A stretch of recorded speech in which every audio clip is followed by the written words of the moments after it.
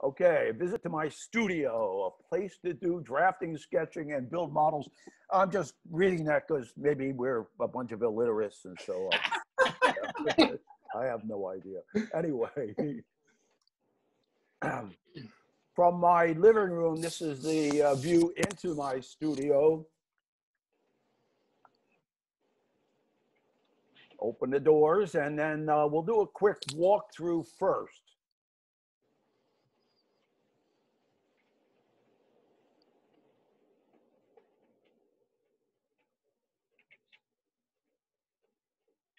The video's, I mean, the audio is a little soft. I apologize for that.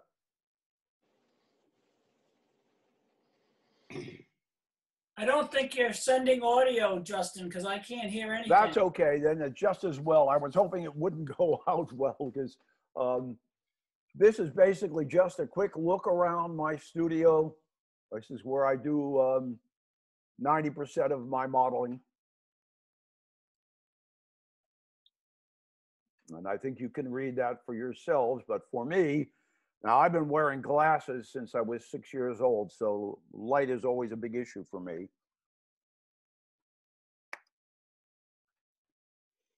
And if we start looking around the room, this particular room, this is the north side. And you can see windows on the north side. Of course, north light is your best natural light. And then we come around to the east side. My little bungalow only sits 20 feet from the street.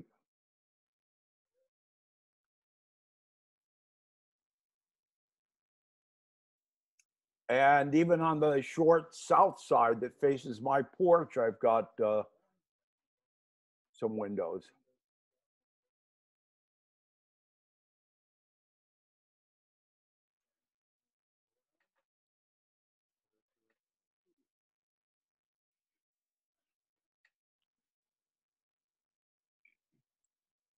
And again, 4 large windows on the north side. You can see some roof windows as well, 3 of those up there. One of the disadvantages of natural light is in the morning, I get very strong sunlight. Check in. So I drop the blinds to filter it a bit. Did you talk to anybody on there? No. How come? Did somebody just ask a question? Oh, in that case, and this is the south side. And if I need extra light for any reason, I can even open the blinds on the door. On my work surface, I have 2 drafting lamps.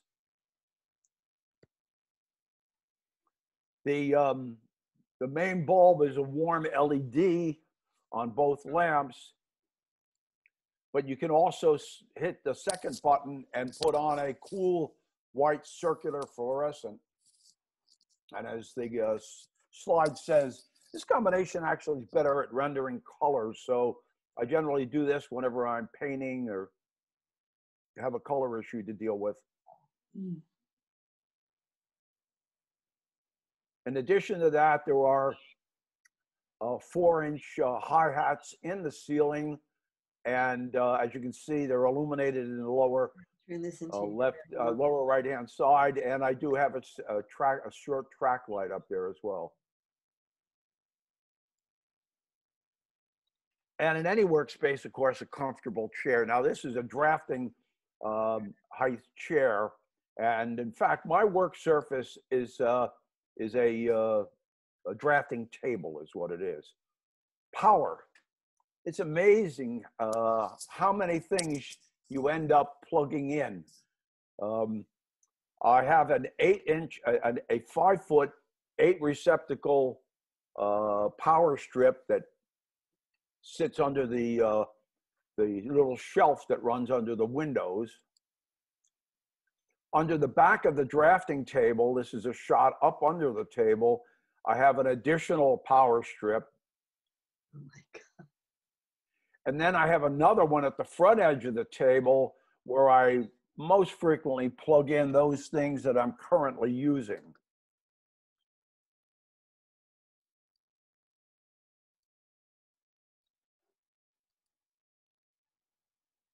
tools. This is one of my go-to tools. It's almost hard to see it in the conglomeration of things here, but the green device sitting in the center is in fact a 4-inch Proxxon disc sander. I find that even when I use the chopper to cut strip wood, even with a brand new razor blade in it, sometimes I get a slightly angled surface, or sometimes I cut it just a few thousandths too long. I can use that little sander. I mentioned this once at one of our live meetings. The problem I had was I needed extra light right on that little table. And as you look on the floor, you'll see a 1.5 gallon little vacuum. And I would have to turn on the sander, turn on the light, turn on the vacuum. So this red roll around stand is a bobby, as it's called, and it had these little rectangles on top. So I made a 1/2-inch plywood base that fit in there, and I made a bridge of again, in this case 3/8 Baltic birch to put the clamped light on, and I put everything into a panel at the back. On the underside of that is a plastic junction box with 4 receptacles. So all I have to do is throw on one switch, the sander runs, the light comes on, and the vacuum comes on all at the same time. One of the things I did, if you notice in the upper left-hand corner, there's about roughly 1/8 inch gap from the sander, or from the actual sanding surface.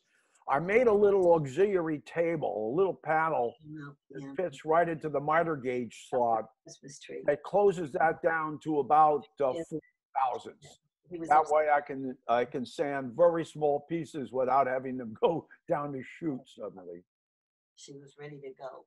She had her compass. As I mentioned, the red stand, it's called a bobby. It was available in several different colors. This was designed by a famous Italian designer, product and graphic designer in the 1980s called Joe Colombo. It was called the Bobby. It has storage units, as you can see on the right side, and it has swing out shelves, little cubbies actually, where I keep everything from razor blades to X-Acto knives to pens. Another one of the tools I go to, and this one I've only had about a year, is my Proxxon scroll saw. Rather than run to the shop in the basement to cut something on the bandsaw, frequently I'll have like a 1/2-inch blade in the bandsaw, which doesn't like to do very tight curves. I'll use the Proxxon, but I'll even sometimes just use this to rough cut strip wood so that I can hit it on the Proxxon sander and bring it down to size. My drafting table work surface is, it's in essence a tool. It's something that's so basic to what I do. I can do drawings on it. I build models on it. I use it for just about everything. Another one of the tools, of course, is the airbrush. Now, typically, if I'm airbrushing, I'll either put down a big piece of paper, 36 inches wide. If it's something really big, I'll actually get down to the shop. But I do a lot of airbrushing without a vent, unfortunately. I'll probably die of, flow quill poisoning or something. But I do a lot of it, especially small things, right on the drafting table. I have many of you may have one of these, is adjustable and rotatable little vise. I mounted it to again another piece of Baltic birch. I pull that out and clamp it to the front edge of the work surface when I need it. And on the shelf, or I should say on the counter behind me, I have a very small not machinist, but jeweler's vise that I inherited.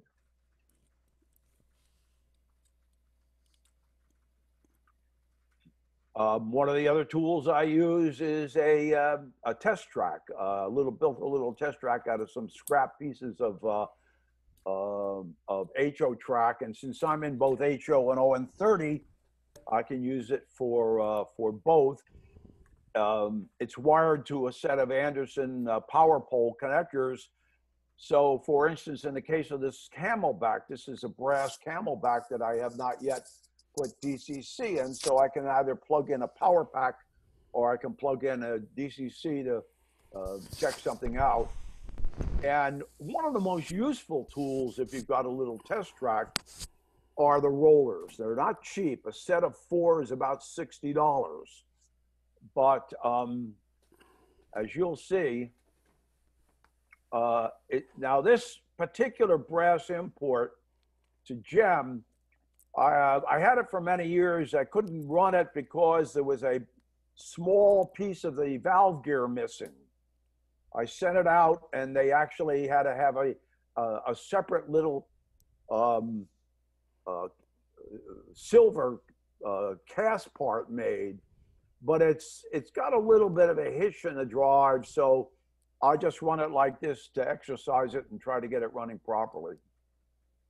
And of course, one of the other tools that most of us have, I guess, should have, is the Tidy Track, which is Woodland Scenic's wheel cleaning system. Again, you just run the locomotive in place with the cleaning fluid on the white strips and clean any. The only thing it doesn't do, you have to manually push a tender back and forth. But this little European locomotive, this little German locomotive, doesn't have a tender anyway. So, in addition to that, I have another test track that's about 7 feet long. It sits in the window, and again, I can plug in. This I use primarily for ON30. In fact, it is ON30 track, and you can see the general construction. It's all foam with a little bit of plywood along the edges and a clear acrylic end stop, and I put an Atlas re-railer in the center just to make it easy to use. And this is a great little drill press. My last uncle, I've had 3 uncles and 3 aunts, and they all passed away, but when my Uncle Bob down in Florida passed away, he was a model railroader. And while I didn't get much of his stuff, his club did. I got a box with an awful lot of stuff in it, and I also got this small drill press. This was originally designed, I found with it the original bill of sale from 1956. And as a result, it was missing a part. I contacted the company, and I was able to still get that part. It came with a table and a base that were made of MDF that was warped and rather beat up. So I made a new table and a new base out of, again, my favorite material, bolted birch. This is a simple little tool, but everyone should have one. It's a little handy vac, a little handheld vacuum. I use it to clean all the crud. Invariably, by the time I get to do a drawing, my work surface is covered with bits of wood and junk and everything. So I not only clean that, but I found it very useful for touching up the layout or any layouts I'm building for clients. And I guess, you don't think of it as a tool, but this is my go-to tape dispenser with magic 3M magic tape on the one end and drafting tape. And drafting tape is not masking tape. Drafting tape is essentially masking tape, but only half the tack. It lifts up much more easily. And then sometimes I have blue tape or painter's tape, or sometimes green. This happens to be the frog tape. And anytime I'm usually soldering something, that little X-Acto device gives you an extra pair of hands to hold on. And I use dividers and a compass for marking things out. For instance, if something has to be divided into 5 parts and it's some unusual dimension long, I'll walk those parts off with the dividers before cutting.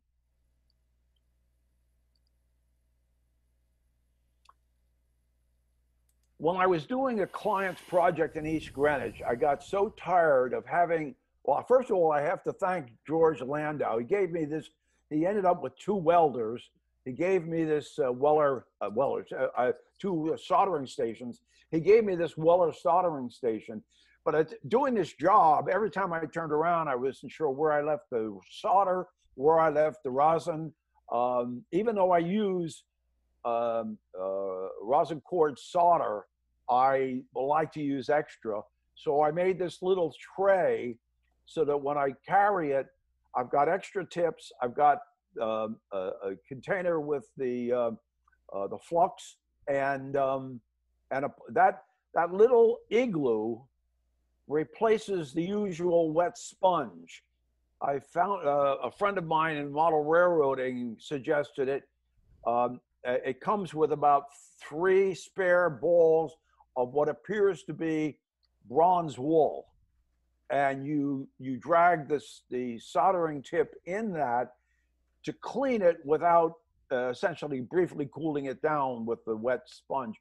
And the sponge, every time I've had a soldering tray like this, I invariably lose the sponge anyway. And these are called ducks. I'm not sure why, because they look more like whales, but I've had these are 5 pounds each. And not only do they, this predates CAD. If you wanted to draw a line in naval architecture, a curve, I should say, you use ducts and splines. Originally, the spline was usually a beautifully machined piece of hardwood, most frequently maple, with a groove in the top. And I use those for drawings. They are also enormously useful with the spline for drawing the center lines and easements for track. It's a great way to do that. And as you can see down in the corner, you can barely see, this is the more modern version. It's a plastic strip and it has a groove. So, and sharpening your pencils. The Panasonic on the left, of course, is a typical pencil sharpener. For those who have never used a drafting pencil, an automatic pencil, the one on the right, inside that top clear plastic piece is a cylindrical wall of sandpaper, and you can put the finest of fine points on a drafting lead. And if you use a number 6 drafting lead, 6H, which is very hard, you put a point on that and you go down a piece of siding, you can actually replicate nail holes that look realistic. I don't usually do it in HO because I think that's overdone and you really couldn't see them in that scale. But in ON30 or O scale, I think it works perfectly. Build it square. Whenever we're constructing buildings, these are some of the things that I use in my studio. Machinist 1, 2, 3 blocks. If you've never used them, they're called that because they're 1 inch by 2 inch by 3 inches. They're tapped. They're used by machinists to lock something down on a vertical mill and so on. And also there are these little machinist right angle blocks. Both of these can be, I just Googled machinists I think I just Googled 1, 2, 3 blocks and you'll find a dozen places selling them. They're steel. They also serve well as weights. And anytime you're trying to build anything square, a series of drafting triangles, In this case, they've also got an HO scale, O scale, and N scale stainless ruler there as well. Once again, just trying to keep things plumb, vertical, and square. And I'm not sure where I got these. The biggest tri-square and the medium and the smallest one, a little 2 5/8 by 1 7/8, they came as a set, and I may have gotten those from Micromark, but I'm not certain. I do know from Micromark, the bottom one, the little, the 3 3/16 by 5, that's the one they sell for marking sheet goods, 1/16 of an inch and so, or so. It really locks nicely onto the edge of that. And by the way, there's one of those automatic drafting pencils. Again, this is ancient technology given CAD today.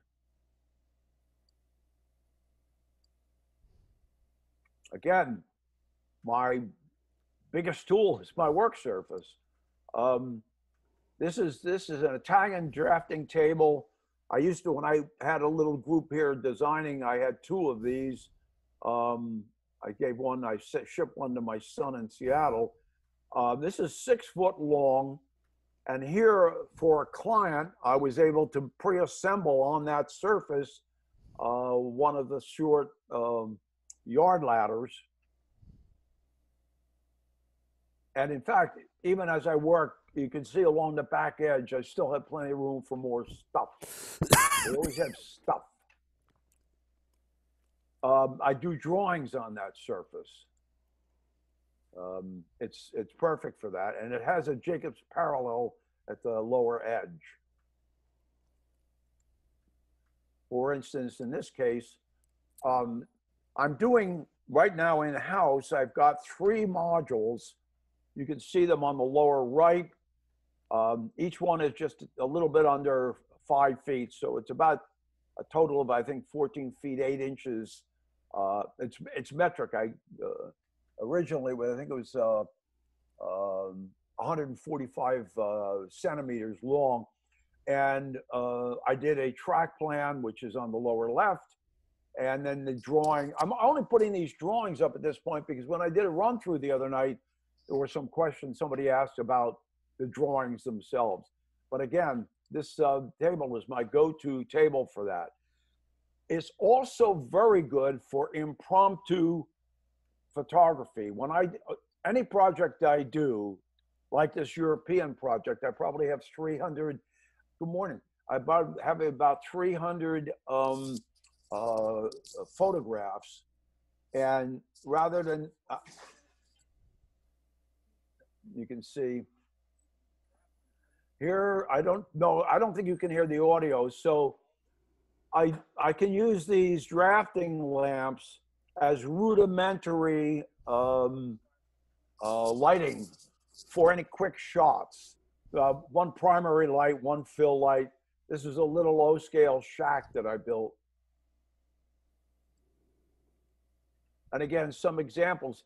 If I don't want to see anything in the background, if you notice the other 3, the one in the upper left and the 2 bottom photographs, I simply put down a piece of 1/2 inch white foam core and take a shot. Not great photography, but it's useful.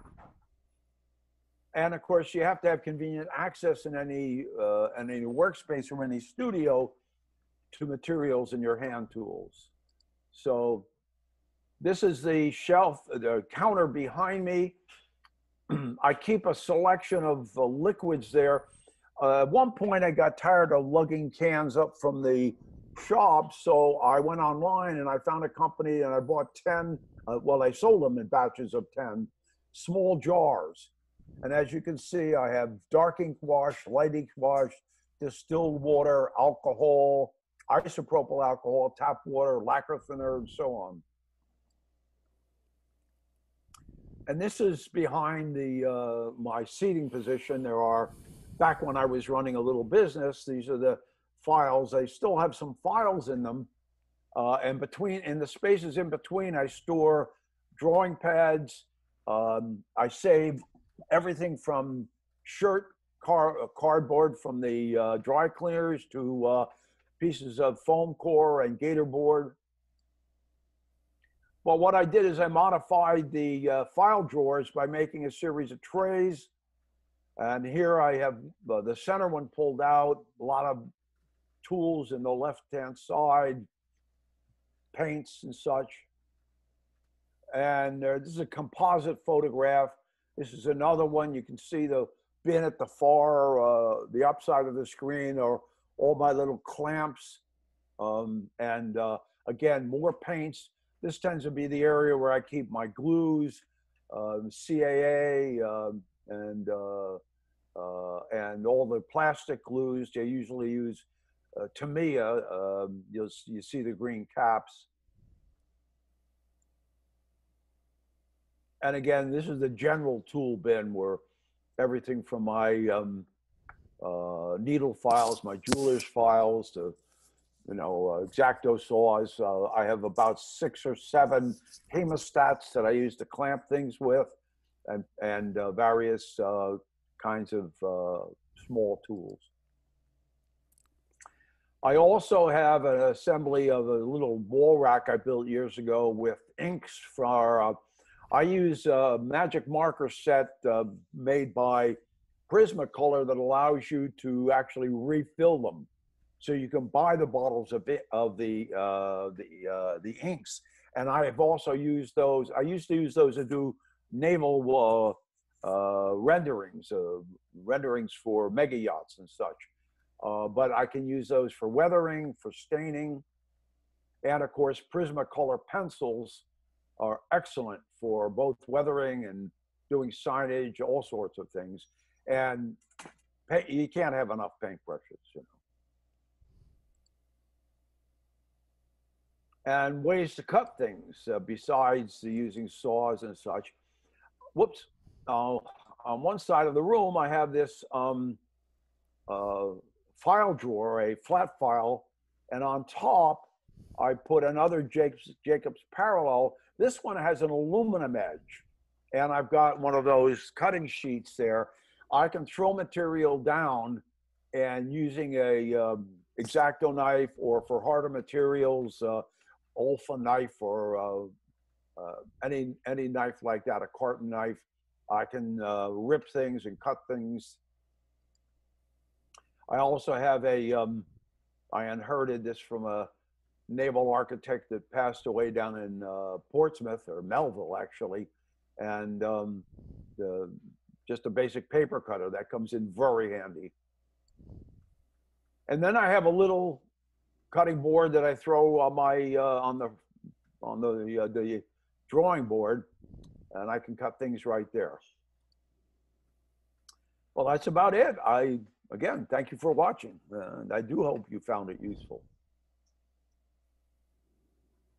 I am done. Any questions? Yes. You are muted. Everybody is muted right now. Okay. So Justin, you Yes. showed a picture of your spray location, but how do you keep it from splashing around? I'm kind of sloppy at that. How do I keep what from? Do you have a spray booth or something you put over the top of the spray gun? First of all, in my shop, I found one of the things in my shop that's extremely useful. That's one level below the studio, basically in is roll paper. I have mounted on the wall 3 separate rolls in frames that allow you to tear off pieces of paper. I have 24-inch wide white butcher paper. I have 24-inch wide brown paper, and I have 36-inch wide brown paper. If I'm just painting something small, I'll take a big piece of paper, put it flat on the drawing board, and just basically tape it up against one of the drafting lights and just spray right there, and it contains it. If it's something that I'm sure is going to spray beyond that, I'll take that down to the wood shop. Okay. Thank you. and I use that paint. I'm downstairs. Unfortunately, my table saw is an everything surface. If I need to paint something big with a spray can, or as the Australians call it, a rattle can, I will just go pull out a big sheet of paper, and it covers the whole top of my table saw, and I just spray right there. So yeah, that's one of the most useful things I ever put in my shop, were all three of those paper rolls. There's a company online called Uline, and they sell anything for shipping, cartons, all sorts of stuff. In fact, way beyond that. And I buy rolls of paper from them. Justin, is that your sailboat that you was building a while ago? Yeah, that's that's the schooner. That's a scratch built. Yeah. Again, I have a whole presentation on that, and yeah, that's an ongoing project. I've been at that for about a year and a quarter now. So, if I ever stop building layouts for clients, I've got in addition to that, my whole library is taken up with the 3 European modules. I have a switching layout that I'm working on for a client in Long Island. This is only 2 sections that are a total of 8 feet. 8 inches long, and it's actually it's done with 0-30 track, but it's 3/8 of an inch to the foot scale. It's patterned after an 18-inch English tramway. If I ever stop building this kind of stuff, I'll make more progress on the schooner.